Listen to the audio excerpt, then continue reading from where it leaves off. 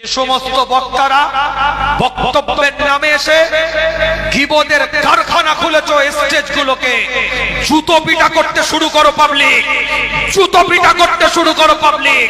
এটা গীবতের জায়গা নয়, এটা কোরআনের জায়গা, শরীয়তের জায়গা।